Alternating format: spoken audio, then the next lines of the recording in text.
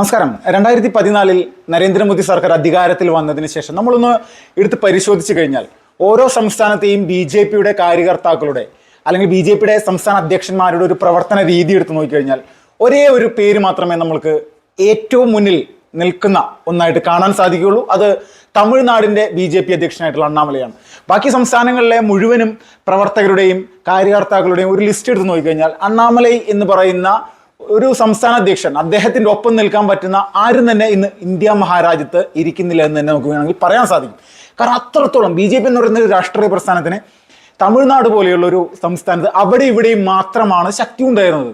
അത് പൂർണ്ണമായിട്ടും മുഴുവൻ ഗ്രാമാന്തരങ്ങളിലേക്ക് BJPയുടെ പ്രവർത്തനത്തെ വികസിപ്പിച്ച് വലുതാക്കി കൊണ്ടുവരാൻ സാധിച്ച വലിയ കരുത്തനായിട്ടുള്ള ഒരു കാര്യകർത്താവ് എന്നുള്ള രീതിയിൽ നമ്മൾക്ക് അദ്ദേഹത്തെ കാണാം. കാരണം അത്രത്തോളം ദേശീയതക്കെതിരെ നിലകൊള്ളുന്ന രാഷ്ട്രീയ പ്രസ്ഥാനങ്ങളാണ് യഥാർത്ഥത്തിൽ തമിഴ്നാട്ടിൽ പ്രവർത്തിക്കുന്നത്. DMK ആണെങ്കിലും AIADMK ആണെങ്കിലും ചില സമയങ്ങളിൽ ദേശീയ സംഘടനകളെ അല്ലെങ്കിൽ പാർട്ടികളെയൊക്കെ പിന്തുണക്കുന്നെങ്കിലും അവരടിസ്ഥാനപരമായിട്ട് തമിഴ് എന്നുള്ളൊരു വലിയ വികാരത്തെ മാത്രം മുൻപന്തിയിൽ നിർത്തിക്കൊണ്ട് മാത്രം പ്രവർത്തിക്കുന്ന രാഷ്ട്രീയ പ്രസ്ഥാനങ്ങളാണ്. ഇവിടെയാണ് അണ്ണാമലൈ എന്ന് പറയുന്ന ഒരു കാര്യകർത്താവിന് അല്ലെങ്കിൽ ഒരു മുൻ IPS ഉദ്യോഗസ്ഥന് വലിയ രീതിയിൽ തന്നെ സമൂഹത്തിൽ അദ്ദേഹത്തിൻ്റെ നിസ്വാർത്ഥമായിട്ടുള്ള സേവന മനോഭാവം, രാഷ്ട്രത്തിനോടുള്ള സ്നേഹം ഇതെല്ലാം കണ്ടുകൊണ്ട് ജനങ്ങൾ, പ്രത്യേകിച്ച് യുവജനങ്ങൾ BJP എന്ന് പറയുന്ന രാഷ്ട്രീയ പ്രസ്ഥാനത്തിലേക്ക് തമിഴ്നാട്ടിൽ മുന്നോട്ട് വന്നുകൊണ്ടിരിക്കുന്നത്. ഏറ്റവും പ്രധാനമായിട്ട് ഈ ഒരു സംഭവം പറയാനുണ്ടായ കാരണം DMK എന്ന് പറയുന്ന രാഷ്ട്രീയ പ്രസ്ഥാനത്തിന് AIADMK എന്ന് പറയുന്ന അവരുടെ ഒരു എതിരാളികളായിട്ടുള്ള ഒരു ദ്രാവിഡ പാർട്ടി അതിനുപരിയായിട്ട് ഒരു ഭീഷണി എന്നുള്ള നിലയിൽ അല്ലെങ്കിൽ വലിയ രീതിയിൽ പ്രതിസന്ധി ഉണ്ടാക്കുന്ന ഒരു പ്രസ്ഥാനമാക്കി BJPയെ തമിഴ്നാട്ടിൽ മാറ്റിയെടുക്കാൻ അണ്ണാമലയ്ക്ക് സാധിച്ചു. അതിൻ്റെ ഏറ്റവും വലിയ ചരിത്രപരമായിട്ടുള്ള മുന്നേറ്റമാണ് ഇന്ന് ഉണ്ടായിക്കൊണ്ടിരിക്കുന്നത്. ഇപ്പോൾ പ്രധാനമായിട്ട് തമിഴ്നാട്ടിലെ എല്ലാ സർക്കാർ ഓഫീസുകളിലും അവിടുത്തെ മുഖ്യമന്ത്രിയായിട്ടുള്ള സ്റ്റാലിൻ്റെ ഫോട്ടോ ഉണ്ട്. സ്റ്റാലിൻ ആര്? നമ്മുടെ രാജ്യത്ത് അല്ലെങ്കിൽ തമിഴ്നാട് എന്ന് പറയുന്ന സംസ്ഥാനത്തിൻ്റെ പല വികസന പ്രവർത്തനങ്ങൾക്കും ചെന്നൈ പോലെയുള്ള സ്ഥലങ്ങൾ വികസിപ്പിച്ച് കൊണ്ടുവരാൻ വേണ്ടി പ്രവർത്തിച്ച ഒരുപാട് ആളുകളുണ്ട്. എന്തിന് ഈ പറയുന്ന സ്റ്റാലിൻ്റെ അച്ഛനായിട്ടുള്ള കരുണാനിധി പോലും ഉണ്ട്. അദ്ദേഹത്തിൻ്റെ ഫോട്ടോ പോലും ഇല്ലാത്ത അവസ്ഥയിലേക്ക് തമിഴ്നാട് സർക്കാരിൻ്റെ കീഴിലുള്ള എല്ലാ സ്ഥാപനങ്ങളിലും ഇപ്പോൾ തമിഴ്നാട് മുഖ്യമന്ത്രിയായിട്ടുള്ള സ്റ്റാലിൻ്റെ ഫോട്ടോ വയ്ക്കുകയാണ്.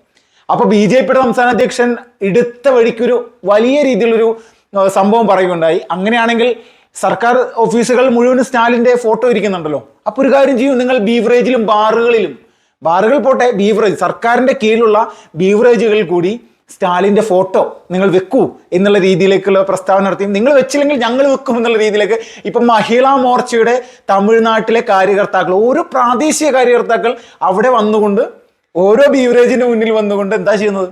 സ്റ്റാലിൻ്റെ ഫോട്ടോ അതിൻ്റെ ഫ്രണ്ടിൽ തന്നെ വെക്കുകയാണ്. ഈ ബീവറേജുകളുടെ കൂട്ടമാ സ്റ്റാലിനാണ് എന്നുള്ള തലത്തിലേക്ക് എല്ലാവരും കാണട്ടെ, അറിയട്ടെ.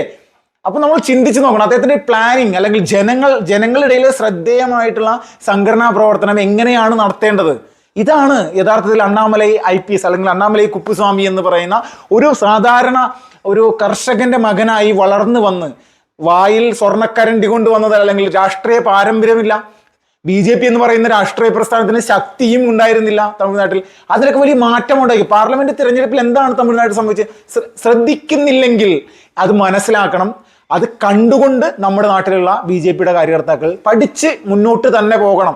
അത്രക്ക് മാതൃക. 13 ലക്ഷം വോട്ടാണ് 2019 BJPക്ക് പാർലമെന്റ് ഇലക്ഷൻ ഉണ്ടായിരുന്നത് തമിഴ്നാട്ടിൽ മാത്രം.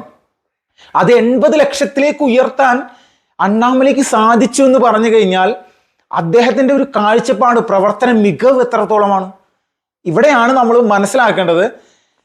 ഏത് പ്രതിസന്ധിയുള്ള ചെളിക്കുണ്ടിലാണെങ്കിലും എത്രത്തോളം വലിയ രീതിയിൽ എതിർപ്പുണ്ടെങ്കിലും അവിടെയെല്ലാം BJP എന്ന് പറയുന്ന രാഷ്ട്രീയ പ്രസ്ഥാനം ഉയർന്നു വരുന്നതിനായിട്ട് ദേശീയത മാത്രം പറഞ്ഞാൽ മതി. കാരണം ഭാരതത്തിൻ്റെ ദേശീയത ഈ പറയുന്ന എല്ലാം ഉൾക്കൊള്ളുന്ന സനാതനധർമ്മമായിക്കോട്ടെ, ഇതിനെ അടിസ്ഥാനപ്പെടുത്തിക്കൊണ്ട് നമ്മുടെ രാജ്യത്ത് ഏത് സംസ്ഥാനത്ത് പ്രവർത്തിച്ചാലും അതിന് കൃത്യമായിട്ടുള്ള റിസൾട്ട് ഉണ്ടാവുന്ന തമിഴ്നാടാണ് നമ്മുടെ മുന്നിൽ ഏറ്റവും ഉദാഹരണമായിട്ട് കാണും. ഉത്തരേന്ത്യ സംസ്ഥാനങ്ങളോ മറ്റുള്ളതെല്ലാം പോട്ടെ, പക്ഷേ തമിഴ്നാട് പോലെയുള്ള ഒരു സംസ്ഥാനത്ത് ഇതുപോലെ സ്ത്രീകൾ പോലും BJPക്ക് വേണ്ടി സംസ്ഥാന അധ്യക്ഷന്റെ ഒരു ആഹ്വാനത്തിന്റെ പുറത്ത് ക്രിമിനൽ സംഘങ്ങളായിട്ടുള്ള അഴിമതി വീരന്മാരായിട്ടുള്ള DMK എന്ന് പറയുന്ന രാഷ്ട്രീയ പ്രസ്ഥാനത്തിന് അല്ലെങ്കിൽ കട്ടിംഗ് സൗത്ത് എന്നുള്ള രീതിയിലേക്ക് ദക്ഷിണേന്ത്യയെ ജിഹാദി ഗ്രൂപ്പുകൾക്കൊപ്പം നിന്നുകൊണ്ട് ഒരു പ്രത്യേക സംവിധാനമാക്കിയെടുക്കാൻ എടുത്തു കൊണ്ടുവരാൻ വേണ്ടിയിട്ട് ഇവർ തയ്യാറാണെന്നേ. ആ രീതിയിലാണ് സ്റ്റാലിൻ്റെ ഒക്കെ മനോഭാവവും പ്രവർത്തന രീതിയും.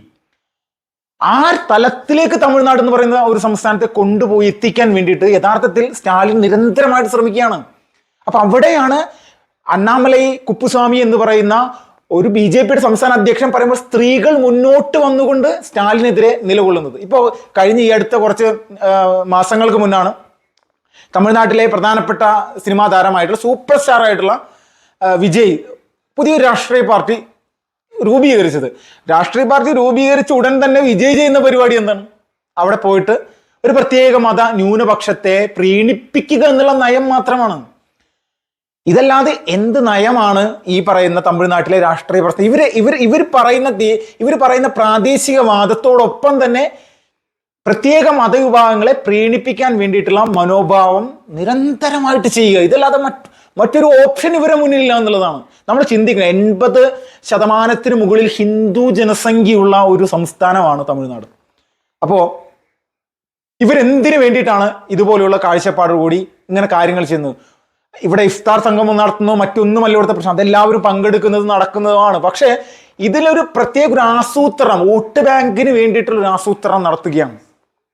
അപ്പൊ ഇവിടെയാണ് BJP എന്ന് പറയുന്ന രാഷ്ട്രീയ പ്രസ്ഥാനത്തിന് വലിയൊരു ഓപ്ഷൻ ഉള്ളത്. കാരണം BJP വോട്ടുകളൊന്നും വിജയുടെ പാർട്ടിയിലേക്ക് പോകാൻ പോകുന്നില്ല. വിജയ് പിടിക്കാൻ പോകുന്ന വോട്ടുകൾ ആരുടേതായിരിക്കാം? അത് പ്രധാനമായിട്ട് DMKയുടെ വോട്ടുകൾ തന്നെയായിരിക്കും, സംശയമില്ല. ഇപ്പൊ പൗരത്വ ഭേദഗതി ബില്ല് രാജ്യത്ത് പാർലമെന്റിൽ ആ ഒരു പ്രമേയം അവതരിപ്പിച്ച സമയത്ത് അല്ലെങ്കിൽ അത് പാസ്സായ സമയത്ത് തമിഴ്നാട്ടിൽ ഉണ്ടായ ഒരു വികാരം, തമിഴ്നാട്ടിൽ എങ്ങനെ DMK അവിടുത്തെ തീവ്ര ഇസ്ലാമിസ്റ്റ് സംഘടനകൾക്ക് മുന്നിൽ DMK ആണ് നിന്നിരുന്നത്, സ്റ്റാലിനാണ് നിന്നിരുന്നത്. അത് കഴിഞ്ഞ് കുറച്ച് മാസങ്ങൾ കഴിഞ്ഞപ്പോൾ ഉദയനിധി സ്റ്റാലിൻ പറയുകയാണ് ഭാരതത്തിന്റെ അല്ലെങ്കിൽ ഈ രാജ്യത്തിൽ കടന്നുകൂടിയിട്ടുള്ള ഒരു വൈറസ് ആണ് സനാതനധർമ്മം എന്ന്. അപ്പൊ നമ്മൾ ചിന്തിച്ചു നോക്കണം എത്രത്തോളം ഈ രാഷ്ട്രത്തിന്റെ ധർമ്മബോധത്തെ ഇവർ എതിർക്കുന്നുണ്ടെന്നുള്ളത് ഒരു സംശയം വേണ്ട. അപ്പൊ ഈ കാഴ്ചപ്പാടാണ് ഈ കമ്മ്യൂണിസ്റ്റ് പാർട്ടികൾ വർഷങ്ങളായിട്ട് നമ്മുടെ രാജ്യത്ത് പുലർത്തിക്കൊണ്ടുവന്നിരുന്നത്.